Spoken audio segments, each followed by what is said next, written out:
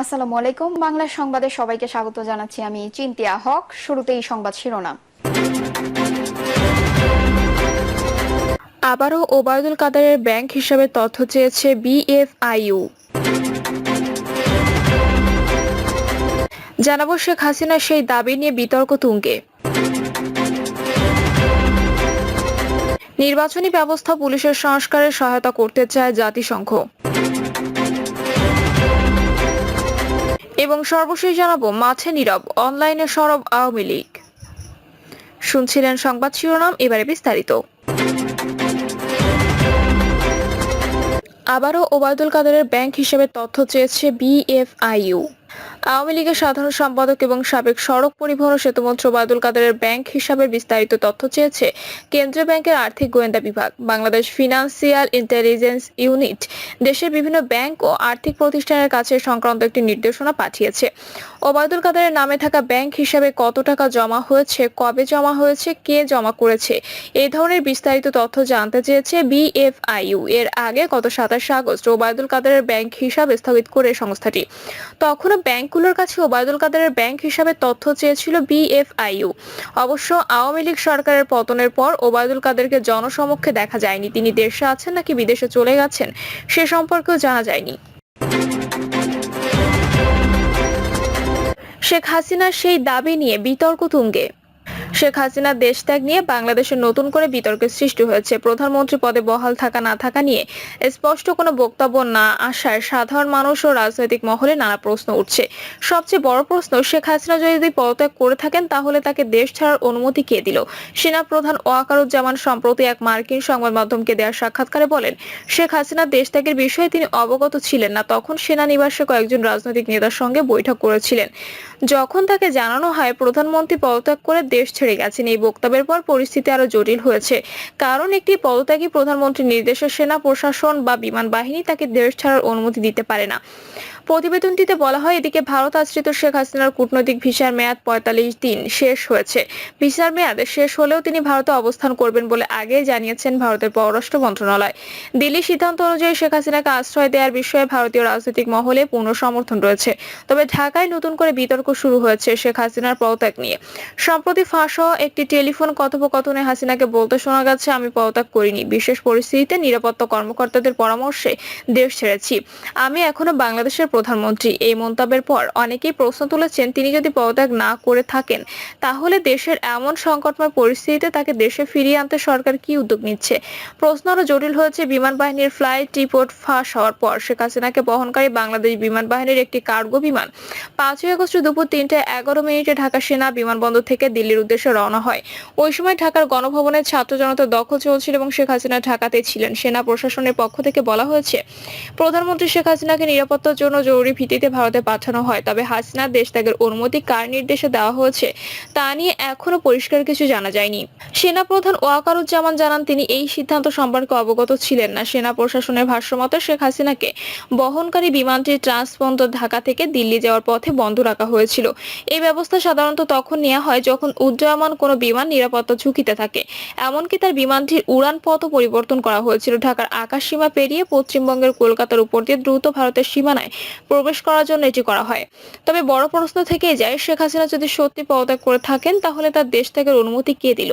সেনা প্রধান যদি এ বিষয়ে অবগত না হয়ে থাকেন তাহলে কার অধীনে সিদ্ধান্ত নেওয়া হলো? বিভিন্ন মহল থেকে এই প্রশ্নের উত্তর খোঁজা হচ্ছে।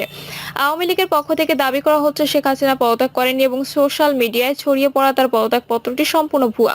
তবে সরকারের পক্ষ থেকে এখনো আনুষ্ঠানিকভাবে এই বিষয়ে কিছুই বলা হয়নি। নির্বাচনী ব্যবস্থা ও পুলিশের সংস্কারে সহায়তা করতে চায় জাতিসংঘ।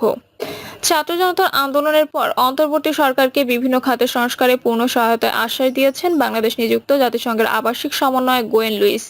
প্রধান উপদেষ্টা ডক্টর মোহাম্মদ ইউনূসের সঙ্গে বৈঠকে জাতিসংঘ প্রতিনিধি আশ্বাস দেন। বৈঠকে গোয়েন লুইস বলেন, জাতিসংঘ বাংলাদেশের পুলিশ ও নির্বাচন ব্যবস্থা সংস্কার এবং বন্যা পুনর্বাসন ব্যবস্থাপনায় সহযোগিতা করবে। এছাড়া অন্তর্বর্তী সরকার দেশের প্রতিষ্ঠানগুলোর বড় পুনর্গঠনের যে পরিকল্পনা নিয়েছে তাতেও সহায়তার কথা বলেন জাতিসংঘের আবাসিক সমন্বয়কারী। বৈঠকে সংস্কার, দুর্নীতি, বন্যা, রোহিঙ্গা সংকট সংকট এবং জুলাই আগস্টের হত্যাকাণ্ডের বিষয়ে উঠে আসে গোয়েন লুইস অন্তর্বর্তী সরকারের গৃহীত সংস্কার উদ্যোগের প্রতি তার সমর্থন ব্যক্ত করেন এবং তিনি ডক্টর ইউনূসকে বিপ্লব পরবর্তী প্রশাসনের প্রধান হিসেবে অসাধারণ ভূমিকা নেওয়ার জন্য ধন্যবাদ জানান। বৈঠকে প্রধান উপদেষ্টা বলেন, বিপ্লব ও পরবর্তী সময়টি সমগ্র জাতির জন্য সর্বাধিক ঐক্যবদ্ধ মুহূর্ত। তার সরকারের প্রধান কাজ ছিল প্রত্যেকের জন্য একটি উদাহরণ স্থাপন করা। এটি দেশের অর্থনৈতিক সংস্কার এবং প্রায় প্রতিটি প্রতিষ্ঠান ঠিক করার একটি দুর্দান্ত সুযোগ বলে উল্লেখ করেন তিনি। মাঠে নীরব, অনলাইনে সরব আওয়ামী লীগ। নানাভাবে সক্রিয় থাকার চেষ্টা করছে সদ্য ক্ষমতাচ্যুত দল আওয়ামী লীগ। পদত্যাগ করে দেশ ছেড়ে শেখ হাসিনা ভারতে আশ্রয় নেওয়ার পর তার দল আওয়ামী লীগ মাঠের রাজনীতিতে একেবারে নীরব হয়ে গেলেও সরব হয়ে উঠেছে সামাজিক যোগাযোগ মাধ্যমে। দলটির ভেরিফাইড ফেসবুক পেজের পাশাপাশি টেলিগ্রাম চ্যানেল এক্স, ইউটিউবে প্রতিনিয়ত তথ্যমূলক ভিডিও আপলোড করা হচ্ছে। পাশাপাশি ভিনদেশীয় একটি নম্বর থেকে হোয়াটসঅ্যাপ গ্রুপ খুলে সেখান থেকেও আপডেট জানানো হচ্ছে। ছাত্র জনতার গণ অভ্যুত্থানের মুখে গত 5ই আগস্ট আওয়ামী লীগ সভাপতি ও সাবেক প্রধানমন্ত্রী পদত্যাগ করে ভারতে চলে যান। বর্তমানে তিনি সেখানে অবস্থান করছেন। দলীয় প্রধানের দেশ ছেড়ে চলে যাওয়ার পরপরই মন্ত্রিসভা সদস্য, সংসদ সদস্য, দলের সক্রিয় অধিকাংশ নেতাকর্মী আত্মগোপনে চলে যান।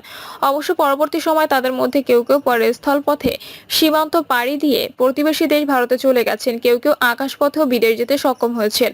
দেশে অবস্থানকারীদের মধ্যে গত 1.5 মাসে বেশ কয়েকজন আইন শৃঙ্খলা বাহিনীর হাতে গ্রেপ্তার হয়েছেন। অন্যরা এখনও দেশের বিভিন্ন জায়গায় আত্মগোপনে রয়েছেন। সরকার পতনের পর আওয়ামী লীগের দলীয় কার্যালয়, নেতাকর্মীদের বাড়ি, ব্যবসা প্রতিষ্ঠানে ভাঙচুর ও অগ্নিসংযোগের ঘটনা ঘটে। এ সময় আওয়ামী সমর্থিত কয়েকজন গণপিটুনিতে হত্যার শিকার হয়েছেন বলে অভিযোগ পাওয়া গেছে। এদিকে 5ই আগস্টে দেশ ছেড়ে চলে যাওয়ার পর 13ই আগস্ট সাবেক প্রধানমন্ত্রী শেখ হাসিনার বিরুদ্ধে ঢাকার আদালতে প্রথম হত্যা মামলা করা হয়। এরপর গত 1.5 মাসে তার বিরুদ্ধে 1.5 শতাধিক মামলা দায়ের করা হয়েছে। এর সিংহভাগই হত্যা মামলা। শেখ হাসিনা ছাড়াও সব মামলায় আওয়ামী লীগ ও সাবেক সরকারের প্রভাবশালী এমপি মন্ত্রীদের আসামি করা হয়েছে। এখনও নতুন নতুন মামলা দায়ের চলমান রয়েছে। এছাড়া সরকার পতনের পর কয়েকদিন শেখ হাসিনা যুক্তরাষ্ট্র প্রবাসী ছেলে সজীব জয়ের ভিডিও বার্তা এবং বিদেশি গণমাধ্যমে দেওয়া সাক্ষাৎকারে মায়ের পদত্যাগ, সাবেক সরকার ও আওয়ামী লীগ নিয়ে বিভিন্ন আন্তর্জাতিক গণমাধ্যম ও সামাজিক যোগাযোগ মাধ্যমে কথা বলেন। তবে তার স্ববিরোধী নানা বক্তব্যে নানা বিভ্রান্তি তৈরি হয়। অবশ্য পরিবর্তিত পরিস্থিতিতে জয় এখন কোনো কথা বলছেন না। শেখ হাসিনা সরকারের পতনের পর রাজধানী সহ সারা দেশের টানা 16 বছর দেশ শাসন করা আওয়ামী লীগের নেতাকর্মীরা একেবারে নিশ্চুপ হয়ে যায়। অবশ্য ব্যতিক্রম হিসেবে শেখ হাসিনা জন্মস্থান ও নির্বাচনী এলাকায় গোপালগঞ্জ আওয়ামী লীগ থেকে প্রতিবাদ বিক্ষোভ নিয়ে প্রদর্শন করা হয়। ঢাকা 15ই আগস্টের কর্মসূচি পালন করতে দেওয়া না হলেও গোপালগঞ্জ আওয়ামী লীগ দিনটি পালন করে। পরে অবশ্য সেনাবাহিনীর সঙ্গে সংঘর্ষের জের ধরে বর্তমানে গোপালগঞ্জে কোনো কর্মসূচি পালন করতে দেখা যাচ্ছে না। ভেরিফাইড ফেসবুক সহ আওয়ামী লীগের অফিসিয়াল সামাজিক যোগাযোগ মাধ্যম গত কয়েকদিন কার্যক্রম পর্যালোচনা করে দেখা গেছে প্রতিনিয়ত এসব মাধ্যমে পোস্ট, ফটো কার্ড, ভিডিও বার্তা আপলোড দেওয়া হচ্ছে। এতে দলের নেতাকর্মী ও গণমাধ্যমকে উদ্দেশ্য করে নানা নির্দেশনা বার্তা দেওয়ার পাশাপাশি দেশের বিভিন্ন স্থানে সহিংসতা, অগ্নিকাণ্ড, ভাঙচুরের আপডেট দেওয়া হচ্ছে। গণমাধ্যমে প্রকাশিত অন্তর্বর্তীকালীন সরকারের নেতিবাচক এবং আওয়ামী লীগের ইতিবাচক নানা খবরও শেয়ার করা হচ্ছে। এছাড়া নিজস্ব ব্যবস্থাপনা কিংবা অন্য সোর্সে পাওয়া নানা ভিডিও চিত্র আপলোড করা হচ্ছে। সম্প্রতি ফেসবুক পেজ থেকে দলের নেতাকর্মীদের হয়রানি, বাড়িঘর ভাঙচুরের বিষয়টি থানায় অভিযোগ দায়ের বা জিডি করা এবং সেনা ক্যাম্পে গিয়ে অভিযোগ দায়েরের পরামর্শ দেওয়া হয়। আওয়ামী লীগের বিরুদ্ধে কোনো অপপ্রচার হলে বা দলের নামে বা প্যাডে কোনো বিভ্রান্তিকর তথ্য প্রচার হলেও সেটারও ব্যাখ্যা দেওয়া হচ্ছে এবং মাধ্যম থেকে। আওয়ামী লীগ সভাপতি শেখ হাসিনা নিজেও হোয়াটসঅ্যাপ নম্বর থেকে দেশ বিদেশে দলের বিভিন্ন পর্যায়ে নেতাকর্মীদের ফোন করে নানা পরামর্শ নির্দেশনা দিচ্ছেন। তিনি ভারতে যাওয়ার সপ্তাহখানেকের মধ্যে দেশের বিভিন্ন জনকে ফোন দিয়ে 15ই আগস্টে জাতীয় শোক দিবস পালনের আহ্বান জানান। তিনি এখনও এটি অব্যাহত রেখেছেন বলে দলীয় সূত্রে জানা গেছে। প্রিয় দর্শক, এই ছিল এখনকার সর্বশেষ সংবাদ। আপডেট সব সংবাদ পেতে চ্যানেলটি সাবস্ক্রাইব করে বেল আইকনটি ক্লিক করে রাখুন।